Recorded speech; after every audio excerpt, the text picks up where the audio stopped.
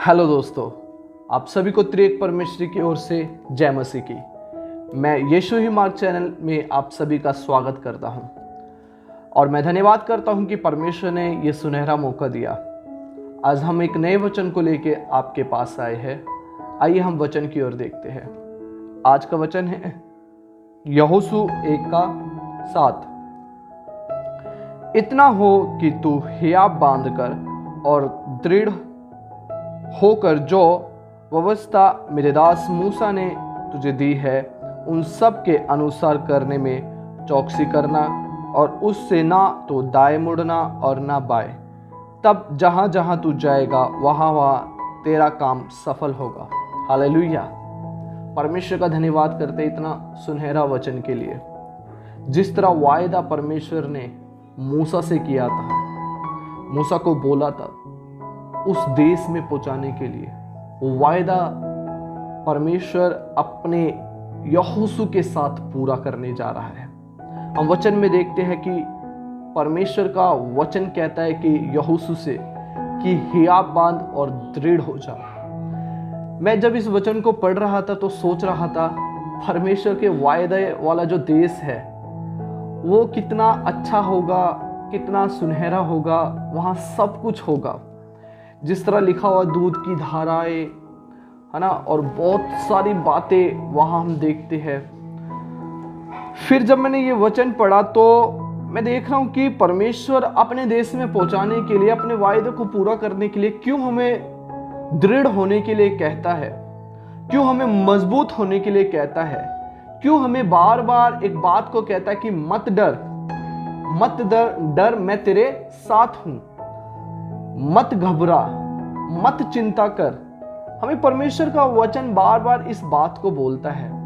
आज मैं इस वचन को जो रखना चाहता हूं, जो प्रभु ने मुझे कल रात को दिया, मैं ये बताना चाहता हूं कि जब हम कदम रखते हैं प्रभु की सेवकाई के लिए, या परमेश्वर हमें कभी कहीं पर भी भेजता है, तो परमेश्वर वहां भेजने से पहले हमें तैयार करता है और बोलता है कि दृढ़ हो जा।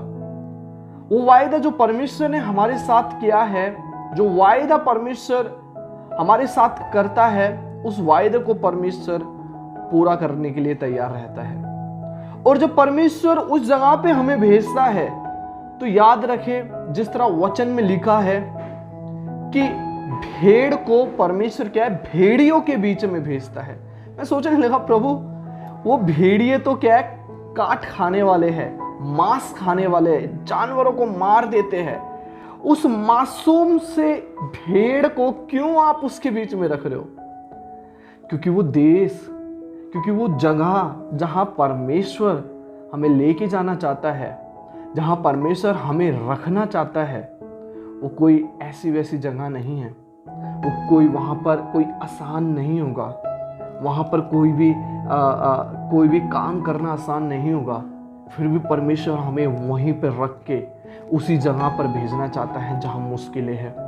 हालेलुया। इसलिए नहीं कि हम मर मिट जाए, और अगर मसीह में मर मिट भी जाएंगे तो भी आनंद की बात है, पर लेकिन सच में जो भेड़ियों जैसा स्वभाव है, जो भेड़ काट खाने वालों का स्वभाव है, परमेश्वर हमारे उस प्रेम के द्वारा उनको बदलने जा रहा है। Hallelujah, hallelujah. मैं जब इन बातों को सोच रहा था कि प्रभु आप सच में हमें निकालने के लिए है, हमें भेजने के लिए है, प्रभु आप हमें पूरी तौर से तैयार कर रहे कि हम जिस तरह यहोशू से बोल रहा है, परमेश्वर दृढ़ हो जा, तैयार हो जा, मत डर। कभी कभी हमारे जीवन में एक चिंता आती है कि अगर हम सेवकाई के लिए निकलते हैं या हमें परमेश्वर भेजता है तो हम क्या करेंगे? हमारे पास पैसा नहीं है, हमारे पास इतने कपड़े नहीं हैं, हम बहुत सारी बातों को सोचने लग जाते हैं। तो परमेश्वर का वचन घटी हमारे जीवन में बहुत सारी बातों की घटी, या चीजों की घटी, या पैसों की घटी होती है, तो सच में परमेश्वर का वचन हमें बहुत वचनों से तसल्ली देता है। ऐसे ही हम एक वचन को पढ़ेंगे, फिलिप्पियों की किताब उसका 4:19। फिलिप्पियों 4:19। आइए हम वचन को पढ़ते हैं। फिलिप्पियों 4:19। यहां लिखा हुआ है, मेरा परमेश्वर भी अपने उस धन के अनुसार जो महिमा सहित यीशु मसीह में है तुम्हारी हर एक घटी को पूरा करेगा। दोस्तों, हमें चिंता करने की जरूरत नहीं है, हमें घबराने की जरूरत नहीं है। जब परमेश्वर अपने उस वायदे को देश में, जो वायदा परमेश्वर ने हमारे साथ किया है और परमेश्वर भेजता है, हमें तैयार करता है, तो हमारी हर एक घटी को क्या करेगा? पूरा करेगा। एक और वचन पढ़ेंगे। हम कभी कभी चिंता करते हैं क्या खाएंगे, क्या पहनेंगे, हमारे पास क्या होगा और क्या नहीं होगा। आइए हम वचन देखते हैं। मत्ती 6:31 मत्ती 6:31। ओ धन्यवाद परमेश्वर, हालेलुया। काफी फेमस वचन है। आइए हम देखते हैं। इसलिए तुम चिंता करके यह ना कहना कि हम क्या खाएंगे या क्या पिएंगे या क्या पहनेंगे। हालेलुया। हम वहां जाकर क्या करेंगे? हमारे पास कोई पैसा नहीं है, हमारे पास खाने के लिए पैसा कहां से आएगा। बहुत सारी चिंताएं हमें परेशान करती है। हालेलुया। वचन कहता है जवान सिंह को घटी होगी, परंतु यहोवा के डरवैयों को किसी भी भली वस्तु की घटी ना होगी। हालेलुया। जवान सिंह को घटी होगी, परंतु यहोवा के डरवैयों को किसी भी भली वस्तु की घटी ना होगी।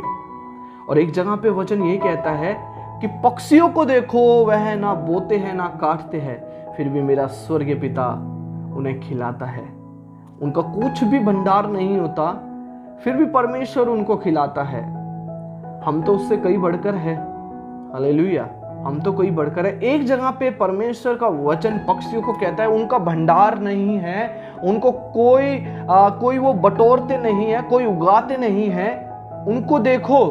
पर एक जगह पे भजन संहिता 34:10 में कहता है कि जवान सिंह को घटी होगी। हालेलुया। भले ही पहली लूका 12:24 में पक्षियों की तुलना एक बराबर पक्षियों को एक ऊपर कर दिया कि उनको ना बोना पड़ता, ना काटना पड़ता, ना कुछ करना पड़ता, फिर भी खिलाता है परमेश्वर।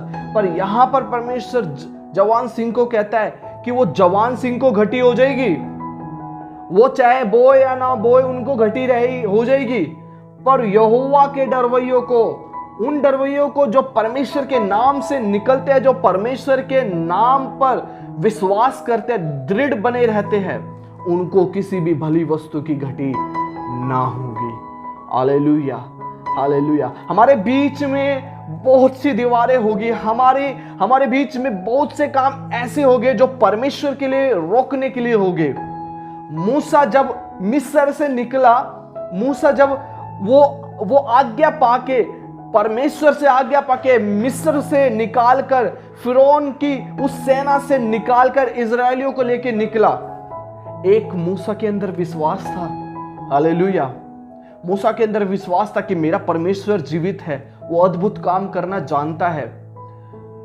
आग का खंबा उनके लिए एक रोशनी का काम बना कि उस अंधेरे में वो चलते रहे, उजियाला बनकर परमेश्वर चलता रहा। हालेलुया। और वो एक समय पे वो आग का खंबा उनके पीछे आके खड़ा हो गया ताकि फिरौन की सेना को रोक सके। हालेलुया। और उनके लिए आगे मार्ग निकल सके। पर ऐसा कभी कभी हमारे जीवन में होता है, समुद्र के समान हमारे जीवन में क्या है, आगे बहुत सी परेशानियां खड़ी हो जाती है। समुद्र संसार को दर्शाता है, बहुत सारे काम संसार के हमारे आगे आ जाते हैं। हालेलुया। हालेलुया। और परमेश्वर का वचन मूसा को कहता है अपनी लाठी उठा और मार। उस अधिकार की लाठी को इस्तेमाल करने की जरूरत है। याद रखें, जब हम परमेश्वर के नाम से कदम रखेंगे, हाथ उठाएंगे, तो परमेश्वर उस समुंदर में से हमारे लिए रास्ता निकालेगा। हालेलुया। परमेश्वर आप हमारे लिए उपाय करेगा, मार्ग निकालेगा, ताकि हम उस मार्ग से निकल के उस मंजिल पर पहुंच पाए। और जब मंजिल पे पहुंचते हैं तो पीछे करने वाली सेना डूब जाएगी, पर हमको छू तक ना पाएगी। हालेलुया। मैं परमेश्वर का धन्यवाद करता हूं कि जिस तरह परमेश्वर ने मूसा से वायदा किया, जिस तरह परमेश्वर ने यहोशू से वायदा किया, जिस तरह परमेश्वर ने अब्राहम से वायदा किया, वैसे ही परमेश्वर आज आपसे बात करता है। आप यदि इस वचन को पूरा सुन रहे हैं, अब तक सुन रहे हैं, तो परमेश्वर आपसे बात करता है। डरे ना, किसी भी चीज की चिंता ना करे। प्रभु के काम के लिए हमें निकलने की जरूरत है, प्रभु की सेवकाई के लिए हमें निकलने की जरूरत है। Hallelujah, hallelujah. एक जो परमेश्वर स्पष्ट रूप से हमें अगुवाई करके बोलता है। मैं भी पहले बहुत सारी ऐसी बातों में फंसा हुआ था कि प्रभु किस तरीके से मैं निकलूं, किस तरीके से मैं जाऊं। जब परमेश्वर का वचन मेरे पास आया, मैं तैयार हुआ। हालेलुया, मैं तैयार हुआ। मैंने सोचा क्यों ना मैं इस वचन को आपके साथ शेयर करूं। तो मेरे भाइयों और मेरी बहनों, जितने भी आप प्रभु के दास लोग वचन को सुन रहे हैं, हालेलुया, प्रभु के वचन में बने रहे। चाहे वो प्रभु का दास हो, विश्वासी हो, कोई भी हो, परमेश्वर के सामने एक समान है। एक सेवा है जो हमें करने की जरूरत है, वो है शुभ समाचार। यीशु मसीह का शुभ समाचार जो पौलुस हर एक जगह पे करता था। मैंने शायद पौलुस के विषय में जब मैंने पढ़ा तो उसके जीवन में एक चीज देखी, शुभ समाचार की सामर्थ।